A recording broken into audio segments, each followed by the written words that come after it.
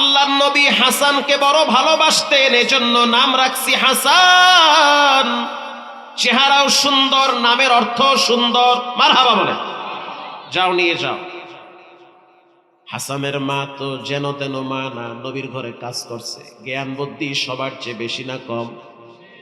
হযরত ওমর হাসানের মায়ের সম্মান করত, শুধুমাত্র নবীর ঘরে কাজ করে এজন্য। কারণ হাসানের মা গিয়া নবীর স্ত্রীকে বলবে যে ওমর আমার সাথে বেশি ভালো ব্যবহার করছে, নবীর বিবি আমার জন্য দোয়া করবে। এজন্য হাসানের মাকে বেশি মূল্যায়ন করতে হযরত ওমর। হাসানের মা বলতে আছে, ওমর নাম রাখলে হবে না, আপনার মুখের লালা আমার বাচ্চার মুখে লাগায়া দেন, তাহানিক করায়া দেন, একটা খেজুর চিবাইয়া নরম বানায় আমার বাচ্চার মুখে লাগায়া দেন।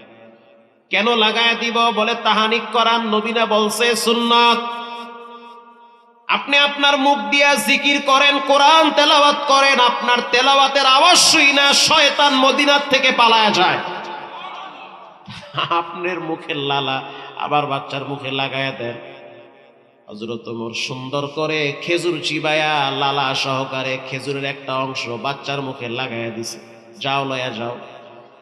মা বলতে আছে, ওমর নিব না, আরো কিছু কাজ আছে। কি কাজ আছে? বলে আমার বাচ্চার মাথায় হাত লাড়ায় দিয়ে একটু দোয়া করে দেন। হযরত ওমর বাচ্চার মাথা ডলতেছে আর দোয়া করতে আছে, আল্লাহুম্মা ফাক্কিহু ফিদ্দীন। রব্বুল আলামিন আপনি এই সন্তানকে ফিকহের জ্ঞান দান করেন, মুফতি বানায়া দেন।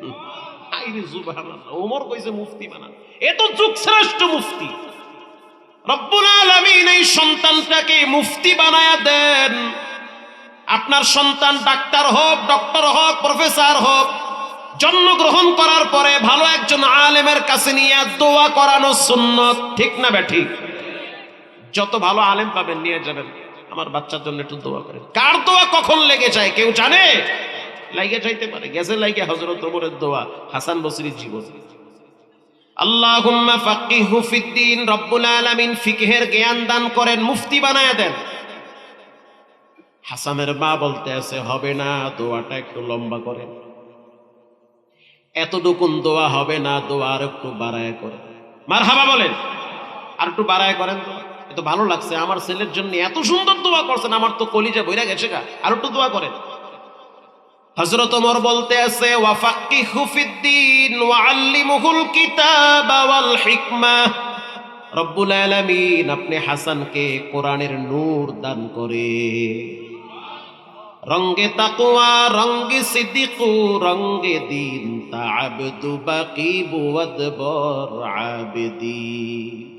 রব্বুল আলামিন আপনি এই বাচ্চাটার কলিজার ভিতরে কোরআনের নূর লাগায়া দেন, হিকমতের জ্ঞান দান করেন।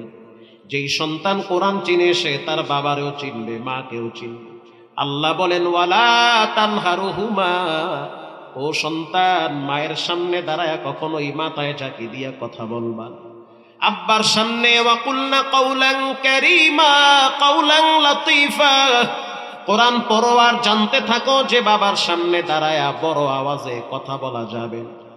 নিষেধ কইরা দিছি, আব্বার সামনে মায়ের সামনে চোখ রাঙ্গায়া মাথায় ঝাঁকি দিয়া কথা বলা যাবে না।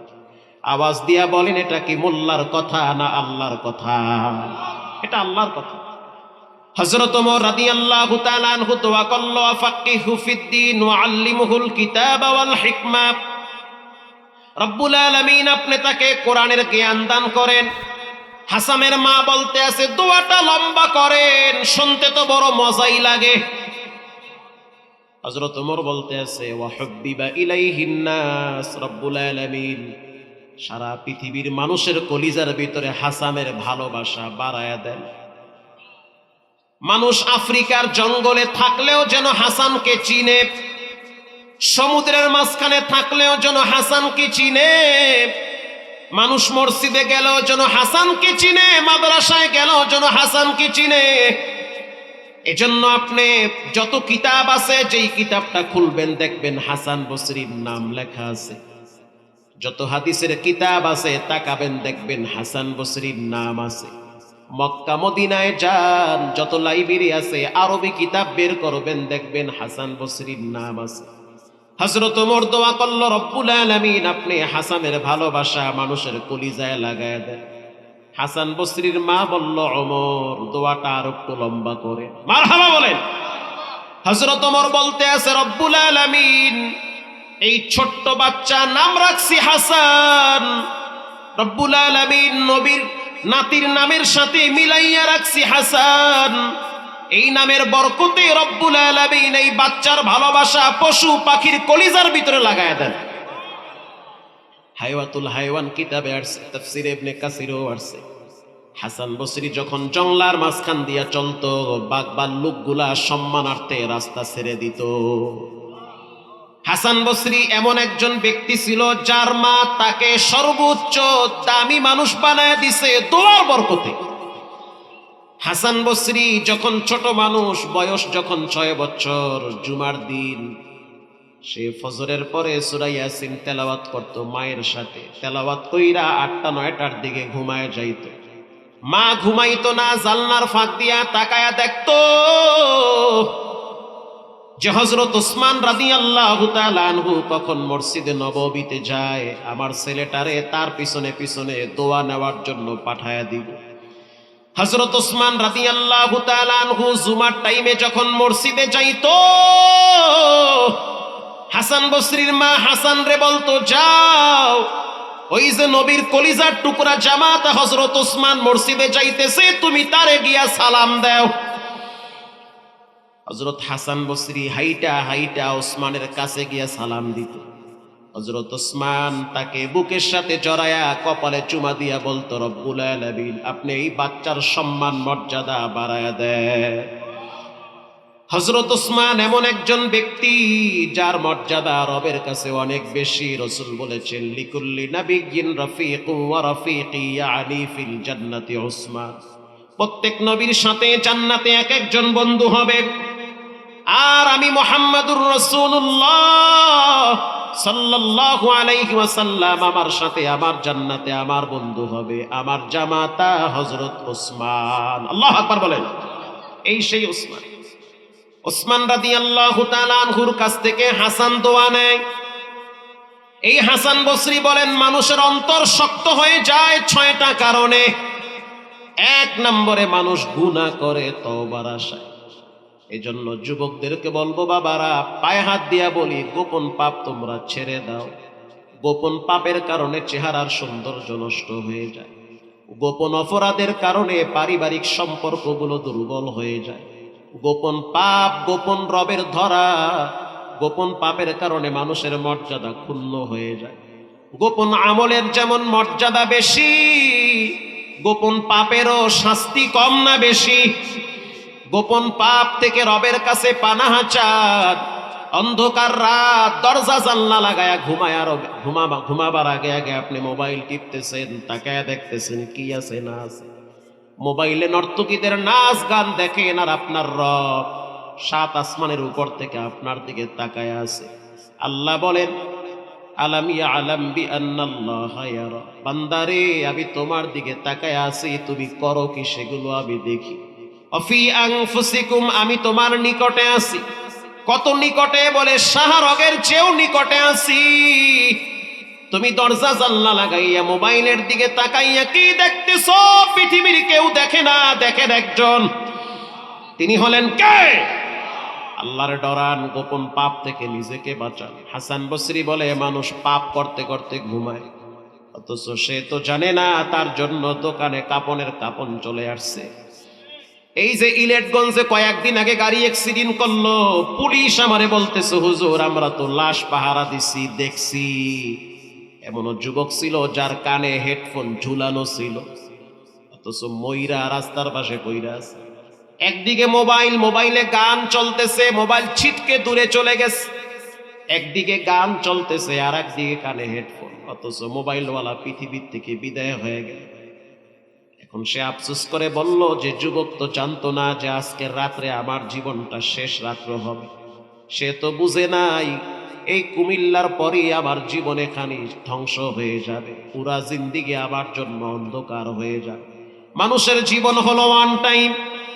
নেত্রকোনা মোহনগঞ্জে বয়ানে গেলাম, উপজেলা চেয়ারম্যান আমারে বলতেছে, হুজুর মহল্লার অবস্থা খুব খারাপ, ছেলে মেয়েরা রাত জেগে জেগে মোবাইল টিপে, লেখাপড়া ঠিক মতো করতে চায় না, পাবজি ফ্রি ফায়ারের প্রতি আসক্ত হয়ে গেছে, মোবাইলে অনেক বাচ্চারাও জুয়া খেলে। ঠিক না বেঠিক? নেশার চাইতো ভয়ঙ্কর নেশা হইল মোবাইলের নেশা। এমবি কিনবে, এটার টাকার জন্য মাকে চাপ দেয়, হুন্ডার তেল ভরার জন্য যেই টাকা লাগবে সেটাও মায়ের কাছ থেকে জোর কইরা নেয়। হুজুর রাত্রিবেলা মোবাইল টিপতে টিপতে ঘুমায় গেছে, আর ওই রাত্রে ফ্যান পইরা চেহারা রক্তাক্ত হয়ে বিছানায় পড়ে আছে। মোবাইল দেখতে দেখতে ঘুমায় গেল, সে তো বুঝে নাই যে আজকে রাত্রে ফ্যানের হায়াতও শেষ, আমার হায়াতও শেষ। ফ্যান পইরা গেছে চেহারার উপরে সকাল 10টা, তারপরও মা দেখে দরজা খুলে না। জানলার ফাঁক দিয়া দেখতে আছে সন্তান নাই, চেহারা রক্তাক্ত হয়ে গেছে। নজর করে দেখলো মোবাইল এক জায়গায়, হেডফোন আর এক জায়গায়, সন্তানের মুখ থেকে রক্ত বেয়ে বেয়ে পড়ে। দরজা ভেঙ্গে ভিতরে ঢুকে দেখলো ফ্যান এক পাশে পড়ে আছে, তার মানে ফ্যানটা বুকের উপরে পড়েছে। সন্তান যে চিৎকার মারবে সেই সুযোগ আল্লাহ দেয় নাই। হাসান বসরি বলেন, ও যুবক সাবধান, গুনাহ করবা তওবার আশায়, এটা যেন না হয়। মুমিন কখনোই প্ল্যান করে পাপ করতে পারে না, যদি পাপ হয়ে যায় সাথে সাথে তওবা করে কার কাছে? গুনাহ করব 3 মাস পরে প্ল্যান করতেছে, প্ল্যান করতে করতে করতে করতে হঠাৎ মরণ চলে আসছে, তওবা করার সুযোগ হয় না। পৃথিবী বিখ্যাত একজন সাহাবীর নাম হলো আবু হুরায়রা রাদিয়াল্লাহু তাআলা। ইশারের নামাজ পড়ে মসজিদ থেকে বের হইল। একজন মহিলা বলতে আছে, ইয়া আবা হুরায়রা তাআল, একটু কাছে আসো, কিছু কথা বলতে চাই। আবু হুরায়রা বলতে আছে, তুমি একজন নারী, আমি একজন পুরুষ, কথা বলতে গেলে মাঝখানে শয়তান এসে ধোঁকা দিবে, একটু দূরে থাকো। তানবীহুল গাফিলিনে আসছে। মহিলা বলতে আছে, আবু হুরায়রা, প্রেমের আলাপ করব না, খারাপ কথা বলবো না, বড় একটা বোঝা মাথায় নিয়ে নিয়ে ঘুরতেছি। আবু হুরায়রা বলতে আছে, কি বোঝা মাথায় নিলা? মহিলা বলতে আছে, আবু হুরায়রা, পৃথিবীর ভিতরে সবচেয়ে বড় ভারী বোঝা হলো বান্দার পাপের বোঝা, গুনার গাট্টি মাথায় নিয়ে নিয়ে ঘুরতেছি। আমি একজন নারী, অথচ আমি গোপনে অপরাধ কইরা ফেলাইছি। খাবার খাইতে গেলে খাবার আমারে বলে, তুই তো খারাপ, কেন খাও? পানি পান করতে গেলে পানি আমারে ধিক্কার দেয়, যেই জমিনে নবী জীবিত আছে সেই জমিনে এত বড় অপরাধ কেন করলা? আবু হুরায়রা, নবীর দরবারে যাইতে ভয় লাগে, তুমি না নবীর দরবারে থাকো, তোমারই বলি কত বড় অপরাধ করেছি। আবু হুরায়রা বলতে আছে, তওবা করো, মাল্লাজিমাল ইস্তিগফার, ইস্তিগফার জিহ্বার সাথে লাগায় রাখো, রব মাফ করে দিবে। রবের শাস্তি যত বড়, রবের দয়া মায়া তার চেয়েও বড়। যাও মাফ করে দিবে। না আবু হুরায়রা, ভয় লাগতেছে, আল্লাহ মাফ করবে কিনা জানি না, বড় কষ্টে আছি, পাপের গাট্টি নিয়ে ঘুমাইতেও পারি না, খাইতেও পারি না, বড় ভয় হয়।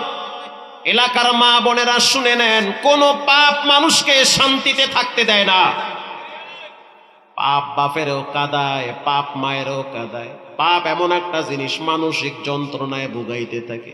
আপনি নামাজ বাদ দিয়া চায়ের দোকানে বসে বসে টিভি দেখেন আর মনে করছেন শান্তিতে জীবন কাটাবেন, হবে না। শেষ বয়সে মাইয়া পোলার মাইর খাওয়া লাগবে। আপনি মনে কইরেন না যে রব আপনারে ছাইরা দিবে। কামা তাদিনু তুদানু, যেমন কর্ম তেমন ফল, আছে না নাই? মহিলা বলতে আছে, আবু হুরায়রা, পাপের গাট্টি বড় হয়ে গেছে। আবু হুরায়রা বলল, কি অপরাধ করলা? বইলা বলাও তাড়াতাড়ি, আমার বাসায় যেতে হবে। মহিলা বলতে আছে, আবু হুরায়রা, আমি আমার বন্ধুর সাথে গোপনে জিনা করছি, ব্যভিচারে লিপ্ত হইছি, এই পাপের কারণে আমি এখন মানসিকভাবে ভেঙ্গে পড়েছি। আবু হুরায়রা বলতে আছে, তওবা করো, ইস্তিগফার পড়ো, ক্ষমা চাও। এটা বলার সাথে সাথে মহিলা বলতে আছে, আবু হুরায়রা, শুধু জিনা করি নাই, পেটে একটা বাচ্চা আসছে। এই বাচ্চা নষ্ট করার মতো মেডিসিন তো ওই যুগে ছিল না। ওরে আবু হুরায়রা, বাচ্চা ভূমিষ্ঠ হওয়ার পর আমি নিজের হাতে বাচ্চাটারে গলা টিপে হত্যা করছি। এক তো আমি জিনা করছি, আবার বাচ্চা হত্যা করছি, জঘন্য পাপ আমি করছি। এটা বলার সাথে সাথে আবু হুরায়রা বলতে আছে, নারুল্লাহ, আল্লাহর আগুন বড় কঠিন, আল্লাহর আগুন বড় শক্ত আগুন, তীব্র যন্ত্রণাদায়ক আগুন হলো আল্লাহর আগুন। আল্লাতী তাত্তালিউ আলাল আফইদা, শরীরের যে কোনো অঙ্গে লাগলে কলিজা পর্যন্ত ভুনা হয়ে যায়। ও মদিনার নারী, কিভাবে জঘন্য অপরাধ করলা! এক তো জিনা করলা, আবার পেটের বাচ্চা হত্যা করলা। রবের ধরা বড় শক্ত ধরা, রবের আগুন বড় মারাত্মক আগুন। দুনিয়ার আগুন ডান হাতে লাগলে ডান হাত জ্বলে, বাম হাতে জ্বলে না। জাহান্নামের আগুন শরীরের যে কোনো অঙ্গে লাগলে কলিজা আগে ভুনা হয়ে যায়। এটা বলার সাথে সাথে মহিলাটা চিৎকার মেরে বেহুশ হয়ে গেছে। আল্লাহু আকবার বলেন। ফকি আবুল্লাহ সামারকান্দি লেখেন যে মহিলাটা যখন বেহুশ হয়ে গেল, আবু হুরায়রা ভয় পেয়ে গেছে, নবী জীবিত আছে, আমি কেন ফতুয়া দিলাম। হযরত আবু হুরায়রা দৌড়ায়া নবীর দরবারে গিয়া বলতে আছে, রাহমাতুল লিল আলামিন, একজন নারী এই কাম করছে। আল্লাহর হাবিব বলল, তুমি কি বললা? আবু হুরায়রা বলল, আমি বলছি তুমি ধ্বংস হয়ে যাও, আল্লাহর আযাব বড় কঠিন। আল্লাহর রাসূল বলতে আছে, আবু হুরায়রা সাবধান, আল্লাহর ধরা যেমন শক্ত, আল্লাহর মায়াও তেমন প্রশস্ত। ওই মহিলার চোখের পানি আর কান্নার আওয়াজে আরশের দরওয়াজা খুলে গিয়েছে। সে গোপনে গোপনে দরজা লাগাইয়া চোখের পানি ছেড়ে কাঁদছে আর বলছে, আল্লাহু হাজিরি, আল্লাহু নাজিরি। ও মালিক, আমি পাপ করছি, তুমি তো দেখছো, তুমি হাজির, তুমি নাজির, তুমি সব জানো। আমি বড় পাপী, পাপের গাট্টি নিয়ে ঘুরি, তুমি ছাড়া আমার কোনো গতি নাই। আল্লাহ রাব্বুল আলামিন বলে, নবী আপনি জানায় দেন, আমার মন চাইছে তারে আমি মাফ করে দিয়েছি। আল্লাহুস সামাদ, আল্লাহ বেনিয়াজ বেমুখাফিক। কি বলেন, আল্লাহর যখন যা যেটা মনে চায় সেটা করতে পারে কি পারে না? ইল্লা মান তাবা ওয়া আমানা ওয়া আমিলা আমালান সালিহান ফাউলাইকা ইউবাদদিলুল্লাহু সাইয়্যাতিহিম হাসানাত।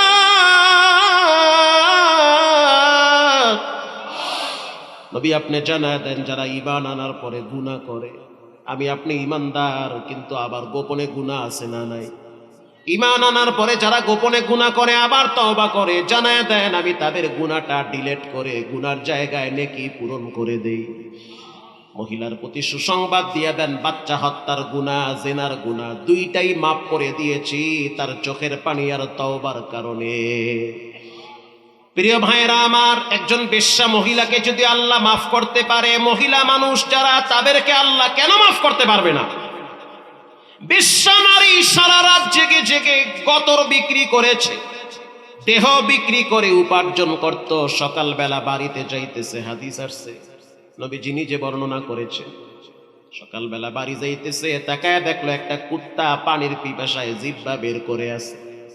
মহিলা চিন্তায় পড়ে গেল, যেই মালিক আমারে চালাইতেছে সেই মালিক তো কুত্তারও মালিক, আমার মালিক যিনি, কুকুরের মালিকও তো তিনি, ঠিক না বেঠি? না খায়া থাকবে, জিহ্বায় পানি নাই, কষ্টে আছে, এটা তো হতে পারে না। মহিলা পায়ের মোজা খুইলা গর্তের ভিতরে ঢুকাইয়া পানি মোজার ভিতরে নিয়া কুকুরের জিহ্বার উপরে চিপ্পা চিপ্পা কুকুরকে পানি পান করাইছি। আল্লাহ রাব্বুল আলামিন ওই যুগের নবীকে জানায় দিছে, জানায় দেন ওই মহিলারে, তাকে বেশ্যাখানার থেকে নামটা কাটাইয়া ওলিদের দরবারে নামটা লেখায়া দিছি। আমি রব চাইলে সব পারি, বান্দা চাইলে কিচ্ছু পারে না। বুখারী শরীফের যিনি অনুবাদক, তিনি বলেছেন, আব্দুর রহমান সুক্কারি রাহিমাহুল্লাহ একজন মুহাদ্দিস শাফসি, তিনি বসে বসে হাদিস লিখতেন। হাদিস লেখার সময় আগের যুগে দোয়াত কলম ছিল, কলমটা দোয়াতের ভিতরে ঢুকাইয়া কালি নেওয়া লাগতো, ঠিক না বেঠিক? কালি নেওয়া লাগতো, কালি নিত। কলম যখন কালির ভিতরে চুবাইল, তখন কালি ছিটকে গিয়ে কলমের মাথায় লাগছে। ওই সময় একটা মাছি আইসা ওই কালিটা খাওয়ার জন্য কলমের মাথায় বসে পড়ছে। মুহাদ্দিস সাহেব চিন্তা করলো, যদি কলমটা লাড়া দেই তো এই মাছিটা কালি না খায়া চলে যাবে, ওর রেজেকে হাত দেওয়া হবে। অতএব যেহেতু কালি খাইতেছে এটা ওর জন্য রেজেক, আমি কলমটা লাড়া দিব না। মাত্র আধা মিনিট কলমটা স্থির রাখছে, লাড়া দেয় নাই। লাড়া দিলেই তো আল্লাহর একটা ছোট্ট মাখলুক, ছোট্ট প্রাণী, ছোট্ট একটা পোকা যার নাম হলো মাছি, এটা রেজেক না পাইয়া চলে যাবে। কথা কি বুঝতেছেন? এজন্য লাড়া দেই নাই। খাও, তোমার মালিকও যিনি আমার মালিকও তিনি, খাইতে থাকো তুমি। ইন্তেকালের পর মুহাম্মদ ইবনে আব্দুল্লাহ, তিনিও বড় মুহাদ্দিস সাহেব, তিনি স্বপ্নে দেখতেছে আব্দুর রহমান সুক্কারি এত বড় মুহাদ্দিস স্মরণের চেহারে বসে আছে, পিছনে একজন খাদেম দাঁড়ায় স্মরণের পাখা দিয়া বাতাস করে। ও মুহাদ্দিস সাহেব, রব তোমারে কেমনে মাফ করছে? বলে একটা আমল রবের কাছে বেশি পছন্দ হইছে। ওই যে একদিন কলমটা কালির ভিতরে চুবাইছি, আর আল্লাহর একটা ছোট্ট প্রাণী মাছি আইসা কালি খাইতেছিল, আমি কলমটা লাড়া দেই নাই, এটা আল্লাহর কাছে পছন্দ হইছে, এজন্য আল্লাহ তাআলা আমাকে মাফ করে দিয়েছে। প্রিয় ভাইরা আমার, হাসান বসরি বলেন মানুষের অন্তর শক্ত হয় 6 কারণে। 1 নম্বরে মানুষ গুনাহ করে তওবার আশায়, এক সময় তওবা করারও সুযোগ পায় না। নামাজ পড়তেছি, এর মধ্যে হঠাৎ মরণ, তো নামাজ পড়লেন কই? তওবা করার তো সুযোগ পাইলেন না। আজকের রাত্রে বাংলাদেশে মানুষ মরবে না? কথা কন না, প্রত্যেক দিনই তো মরে, মানে হিসাব সারা মরে। কি পরিমাণ যে মনে কোনো হিসাবই নেই, মরতেছে। হয়তো একসাথে মরলে পত্রিকায় আইতো, আলাবা আলাবা করে আল্লাহ মারে দেখে পত্রিকায় আয় না। একসাথে যদি এক গাড়িতে 10 জন মরে পত্রিকায় আসে না, কিন্তু এই মানুষগুলাই যখন বিক্ষিপ্ত ভাবে মারা যায় তখন তো আর পত্রিকায় আসে না, কিন্তু প্রতিদিন তো মরতেছে। এমনও মানুষ আছে যারা এশারের নামাজ না পড়িয়া ঘুমাইবে, ফজর হওয়ার আগে তাদের জন্য পরকাল হয়ে যাবে, অথচ তার তওবা করার সুযোগ হইল না যে মালিক আমি এশা পড়ি নাই, আমারে মাফ কইরা দেন, আমি ফজর থেকে নামাজ পড়ব। হাসান বসরি বলেন গুনাহ করে তওবার আশায়, এজন্য তার অন্তর শক্ত হয়ে যায়। 2 নম্বরে মানুষ আল্লাহর রিজিক খাওয়ার পরে শুকরিয়া আদায় করে না। একটা কুকুরের চরিত্র হলো, কুকুর বড় প্রভুভক্ত হয়, যার নুন খায় তার গুণ গায়। একটা রুটি খাওয়ার পরে আপনাকে দেখে রাখবে, সারা রাত আপনার দরওয়াজায় পা বিছায়া কুকুর বসে থাকে। ওই রাস্তা দিয়া গাড়ি গেলে কুকুর দৌড়ায়া গাড়ির পিছনে লড়ান দেয়, না জানি আমার মালিকের ঘরে হামলা করে। সারা রাত কুকুর তার মালিকের বাড়ি পাহারা দেয়। হাসান বসরি বলেন আল্লাহর দেওয়া রিজিক মানুষ খায় কিন্তু শুকরিয়া আদায় করে না। 3 নম্বরে আল্লাহর বন্টনকে মানতে চায় না। আল্লাহ কেউরে লম্বা বানাইছে, কেউরে পেটো বানাইছে, কেউরে কালো বানাইছে, কেউরে পরিষ্কার বানাইছে, বলেন বন্টন কার? কেউরে গাড়িওয়ালা বানায়, কেউরে গাড়ির ড্রাইভার বানায়। ড্রাইভার যদি বলে আল্লাহ তুমি আমারে মালিক কেন বানাইলা না? কেউরে আল্লাহ দারোয়ান বানায়, কেউরে বাড়ির মালিক বানায়। এখন দারোয়ান তো, যেমন আমি যেই বাসায় থাকি, দারোয়ান হয়েছে BA পাস, শিক্ষিত মানুষ, অনেক বড় শিক্ষিত, অথচ এমনও মালিক আছে ওই বাড়িতে যে নিজের নামও লিখতে পারে না, বড় ব্যবসায়ী মানুষ আছে না নাই? এখন দারোয়ান যদি বলে রব্বুল আলামিন আমি তো অনেক লম্বা মানুষ, দেখতেও সুন্দর, আমি লিখতে পারি, পড়তে পারি, শিক্ষাগত যোগ্যতা আছে, অথচ আমারে মূর্খের বাড়ির দারোয়ান কেন বানাইলা? তার মানে আল্লাহর বন্টনকে মানতে পারে না। আল্লাহ কাউকে 2টা ছেলে দেয়, কাউকে 3টা দেয়, কাউকে 1টাও দেয় না। বলেন সিদ্ধান্ত কার? আল্লাহর বন্টনকে যারা মানতে পারে না তাদের দিলটা শক্ত হয়ে যায়। 4 নম্বরে মানুষ নিজের হাতে অনেক মানুষকে কবরে রাখে, কিন্তু এখান থেকে শিক্ষা গ্রহণ করে না। দাদারে কবরে রাখছে, বাবারেও রাখছে, এরপরে সিরিয়াল নিজের, এটা চিন্তাও করে না। মানুষ লাশ কবরে রাখে কিন্তু শিক্ষা অর্জন করে না। ডানে বামে জানাজা হয়, কোনো খবরই নাই, হে বিড়ি নিয়ে ব্যস্ত। এত জানাজা হইতেছে, উকিও মেরে দেখে না যে এরপরে সাদা কাপন আমার জন্য চলে আসবে। হাসান বসরি বলেন জানাজা দেখার পরেও যাদের ভিতরে ফিল হয় না, আল্লাহর প্রতি ভয় আসে না, ওদের অন্তরটা শক্ত হয়ে গেছে, ওরা ভালো মন্দ বুঝার শক্তি আর পায় না, ওরা মরার টাইমে ঈমান নিয়ে মরতে অবস্থা খারাপ হয়ে যাবে। 5 নম্বরে শুনেন, আমি একেবারে শেষের দিকে চলে আসছি। হাসান বসরি বলেন 5ম নাম্বার, মানুষ যতটুকুন জানে ততটুকুন মানে না। আমরা জানি 5 ওয়াক্ত নামাজ পড়া ফরজ, আমরা নিয়মিত মানতে চাই না। হাসান বসরি বলেন 6 নম্বরে হলো মানুষের আব্বা আম্মা জীবিত থাকার পরেও তাদের খেদমত করে না, মা বাবার সাথে ভালো আচরণ করতে পারে না। হাসান বসরি বলেন পৃথিবীর মানুষ, আমি হাসানের মর্যাদা বাড়ার পিছনে সবচেয়ে বড় কারণ হলো আমার মায়ের দোয়া। হাসান বসরি বলেন মানুষ, মা বাবা হলো পাওয়ার ব্যাংক, মা বাবা হলো পাওয়ার ব্যাংক। কারো যদি মা বাবা বেঁচে থাকে সে যেন মনে করে তার দোয়ার 2টা দরওয়াজা খোলা আছে, তার সম্মানের দরওয়াজা খোলা, তার ইজ্জতের দরওয়াজা খোলা আছে, তার সম্পদের দরওয়াজা খোলা আছে। কেউ যদি চায় আমার সন্তান আমার কথা শুনুক, সে যেন মা বাবার সাথে ভালো ব্যবহার করে, মারহাবা বলেন।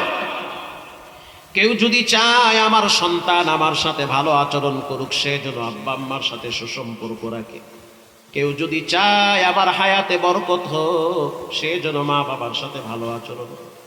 কেউ যদি চায় যে আমার সম্পদে বরকত হোক, সে যেন মা বাবার সাথে ভালো আচরণ করে।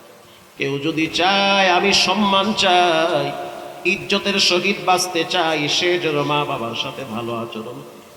ওই বুড়ি মায়ের দিকে তাকাও, মায়ের হাতে কিছু টাকা দাও, মায়ের কপালে একটা চুমা দিয়া, মাথায় হাত দিয়া দোয়া নাও। ওই মায়ের পাশে বইসা যদি একটু হাতটা বাড়ায়া দিয়া বলো মা দোয়া চাই। যতদিন বেয়াদবি করছেন মা একটা ডাকে সব ভুলে যাবে। ওরে পৃথিবীর মানুষ শোনে না, রেদর রব্বি ফি রেদল ওয়ালিদ। আল্লাহর রাসূল বলেন মা বাবা খুশি তো তোমার রব খুশি। মা বাবা যদি তোমার প্রতি অসন্তুষ্ট থাকে, তোমার রব তোমার উপরে গোসা করে থাকবে। তুমি লেখা রাখো তোমার শেষ পরিণামটা মোটেও ভালো হবে। হঠাৎ মরণ থেকে যদি বাঁচতে চাও, আব্বা আম্মার কাছে দোয়া নাও। মা বাবা না থাকলে চাচার কাছে গিয়া দোয়া নাও। চাচা যদি না থাকে তাহলে তুমি তোমার বড় ভাইয়ের কাছে দোয়া নাও। বড় ভাইয়ের শরীর থেকে বাবার ঘেরান পাওয়া যায়। আল্লাহু আকবার বলেন। যার মা কবরে গেছে, মা চলে গেছে, তুমি তোমার খালার কাছে গিয়া দোয়া চাও। প্রিয় ভাইয়েরা আমার, নবীজি বলেছেন মা বাবা না থাকলে মা বাবার সাথে সম্পর্ক যাদের ভালো তাদের কাছে দোয়া নাও। তোমার আব্বার সাথে ইমামের সম্পর্ক ভালো, তুমি চোখ দিয়া ছোটবেলায় দেখছো যে আমার আব্বা ইমাম সাহেবের সাথে গল্প করে, ইমাম সাহেব আমার আব্বারে মহব্বত করে, বাবার মৃত্যুর পরে সে জানাজা করাইছে। আমার আব্বার জন্য ইমাম সাহেব বড় দিল খুলে মহব্বত করে। তোমার উচিত রমজান মাসে ঈদের সময় ইমামের জন্য তোমার বাবার মহব্বতে লুঙ্গি আর জামা কিনে দেওয়া। এটা আলহামদুলিল্লাহ আমি করি। প্রত্যেক রমজানে আমার গ্রামের মাদ্রাসা মসজিদে ইমাম যত আছে সবার জন্য ড্রেস বানায় দিই। ঠকি নাই, সম্মান আল্লাহ কমায় নাই, কারণ মা বাবার সাথে যাদের সম্পর্ক ভালো, নবীজি বলেন তাদের সাথে সম্পর্ক লাগাও, ইজ্জত বেড়ে যাবে, সম্মান বেড়ে যাবে, মর্যাদা বেড়ে যাবে, মৃত্যুটাও সুন্দর হবে। আল্লাহু আকবার বলেন। আব্বা আম্মা যাদের নাই, কবরের পাশে দাঁড়াইয়া চোখের পানি ছেড়ে দোয়া করবে, রব্বিরহামহুমা কামা রব্বায়ানি সগীরা। আবার দোয়া করেন আস্তাগফিরুল্লাহ আস্তাগফিরুল্লাহ। দিল থেকে দোয়া করবেন রব্বিরহামহুমা কামা রব্বায়ানি সগীরা। কত মানুষ চোখ দিয়ে দেখেন কিন্তু বাবার মতো আর দেখা যায় না। হাসান বসরি বলেন যাদের আব্বা আম্মা আছে, বেয়াদবি করলে তোমার দিল শক্ত হয়ে যাবে, তোমার গলার আওয়াজ বৃদ্ধ বয়সে তোমার ছেলে মেয়েদের কাছে কর্কশ লাগবে, তারা সহ্য করতে পারবে না। এজন্য অনুরোধ করে বলি, পায়ে হাত দিয়ে বলি, 6টা কারণে মানুষের দিল শক্ত হয়ে যায়। 1 নম্বরে গুনাহ করা যাবে না, যেখানে গুনাহ আছে সেখানে আমরা থাকবো না। 3 নম্বরে আল্লাহর বন্টনকে মেনে নিতে হবে। যে কোনো সময় পা ভেঙে যেতে পারে, কিডনি ড্যামেজ হয়ে যেতে পারে, যে কোনো সময় আপনার ফসল নষ্ট হয়ে যেতে পারে, ব্যবসা ধ্বংস হয়ে যেতে পারে। আল্লাহরে গালি দিয়েন না, বরং আল্লাহর সিদ্ধান্তকে মেনে নেন।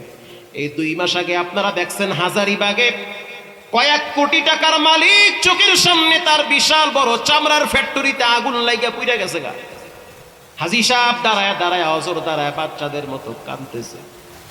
এবার স্ত্রী বোরকা পইরা স্বামীর পাশে দাঁড়ায় বলতেছে, ফ্যাক্টরিতে আগুন লাগছে, অসুবিধা নাই, তুমি বেঁচে আছো এটাই শুকরিয়া। করোনার টাইমে তুমি কয়েক কোটি টাকা ধরা খাইছো, তোমার রব আবার তোমারে দিছে। এখন যদি তোমার ফ্যাক্টরি আগুনে পুড়ে যায়, তোমার রব চাইলে এর চেয়ে আরো দ্বিগুণ ফ্যাক্টরি তোমারই দিতে পারে। আল্লাহর বন্টনকে মেনে না। অনেক সময় নবীদের স্ত্রী হঠাৎ মারা গেছে, সন্তান মারা গেছে, নবীরা পর্যন্ত মাতা নাসরুল্লাহ আল্লাহর সাহায্যের অপেক্ষায় ছিল। ঘাবড়ানো যাবে না, আল্লাহর বন্টনকে মেনে নেন, তা না হলে দিল শক্ত হয়ে যাবে, শান্তি পাবেন না। মানুষকে কবরে রাখার পর ঠান্ডা মাথায় মসজিদে বৈশা বৈশা ভাববেন, না জানি লোকটার কবরে কি হয়। এরপরে মা বাবার জন্য মুক্ত হস্তে দান করবেন, দোয়া করবেন, কখনোই তাদের প্রতি বিদ্বেষ রাখবেন না।